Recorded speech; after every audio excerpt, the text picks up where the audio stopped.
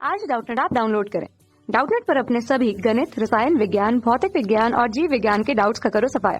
बस प्रश्न की फोटो खींचो, एक ही प्रश्न को क्रॉप करो और तुरंत वीडियो सोल्यूशन पाओ।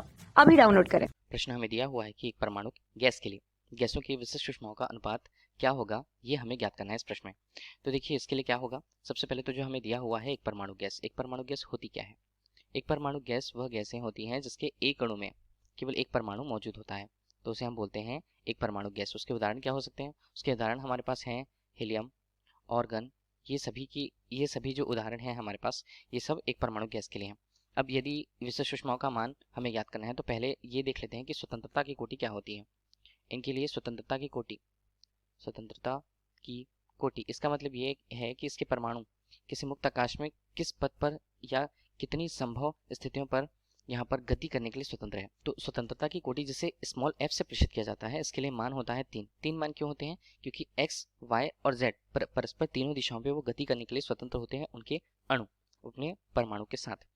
अब यहाँ पर हम लगाते हैं, देखिए कि ऊर्जाओं का अनुपात यदि हमें निकालना है, विशिष्ट ऊष्माओं का अनुपात यदि हमें निकालना है, तो पहले उसकी माध्य ऊर्जा, एक परमाणु गैसों के लिए उनकी अणुओं की माध्य गतिज ऊर्जा हमें चाहिए होगी। तो इसके लिए हम क्या उपयोग करेंगे? हम उपयोग करते हैं ऊर्जा समविभाजन नियम। देखिए ऊर्जा समविभाजन नियम के अनुसार यदि हम बात करें तो प्रति स्वतंत्रता की कोटि के लिए, स्वतंत्रता की कोटि के लिए किसी भी, यहाँ पर एक परमाणु गैस की बात हुई है तो हम यहाँ पर लिखते हैं गैस की माध्य गतिज ऊर्जा।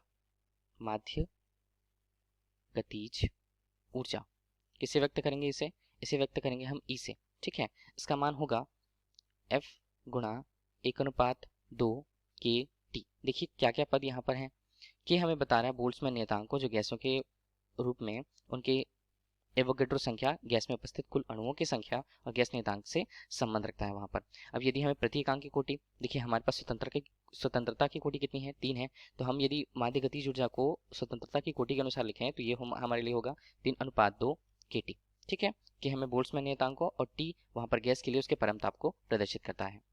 यहाँ पर जो हमने गैस के लिए उसकी माध्य गतिज ऊर्जा की बात की है वो किसके लिए है? वो है उसके एक अणु के लिए, एक अणु गैस के लिए। तो ठीक है, यदि हमें अब ये देखना है कि गैस के लिए उसके प्रतिमूल, गैस के लिए उसके प्रतिमूल में जो गतिज ऊर्जा का मान होगा वो क्या होगा।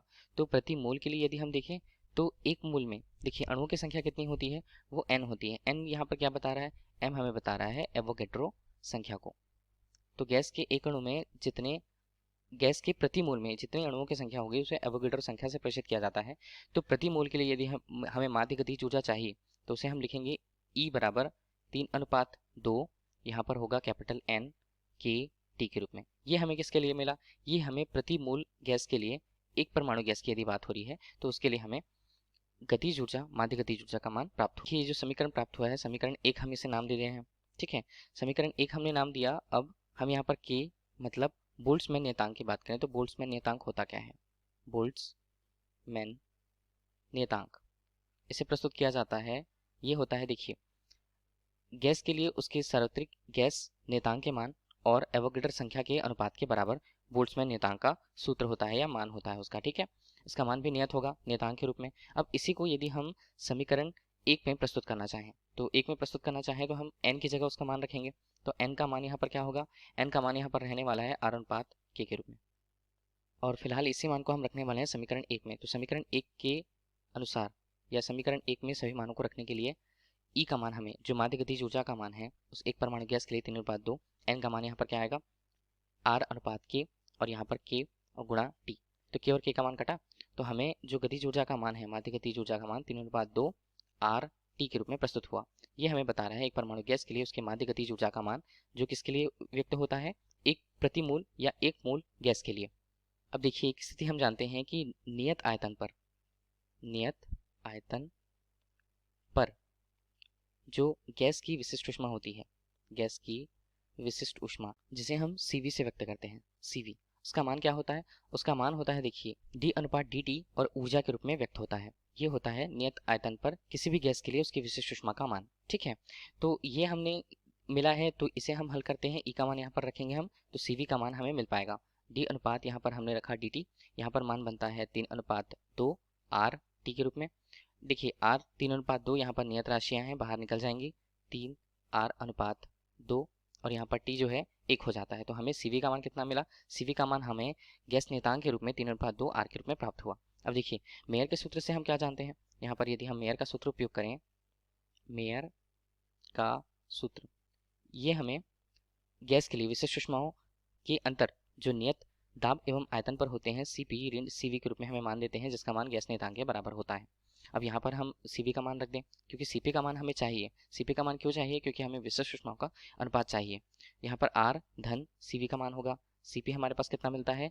R धन CV कितना? 3:2 R के रूप में। तो CP का मान हमें कितना मिला? 5:2 R के रूप में। ठीक है, CP का मान हमें मिल गया और CV का मान हमें मिल गया। अब गैस के लिए हमें क्या चाहिए? एक परमाणु गैस के लिए हमें चाहिए एक परमाणु गैस के लिए विशिष्ट ऊष्माओं का अनुपात। विशिष्ट ऊष्माओं का अनुपात जिसे यहाँ पर हम गामा से व्यक्त करते हैं, जिसका मान क्या होता है? CP अनुपात CV के रूप में। देखिए CP का मान हमने कितना निकाला? 5:2 R के रूप में। CV का मान हमने कितना निकाला था? 3:2 R के रूप में। R और R के मान कटे और 2 और 2 के मान कटे, तो हमें गामा का मान मुख्य रूप से कितना मिलता है? 5:3। अब इसे हमने हल किया तो गामा का मान हमें कितना मिल रहा है? 1.667। मतलब लगभग हम इसे बोल सकते हैं गामा का मान लगभग 1.67 यहाँ पर मान होता है। गैस के लिए उसकी विशिष्ट ऊष्माओं के अनुपात के रूप में व्यक्त किया जाता है। धन्यवाद। कक्षा 6वीं से 12वीं से लेकर नीट, IIT, JEE वो एडवांस के लेवल तक 1 करोड़ से ज्यादा छात्रों का भरोसा। आज ही डाउनलोड करें डाउटनेट ऐप या व्हाट्सएप करें अपने सारे डाउट्स 8400 400 400 पर।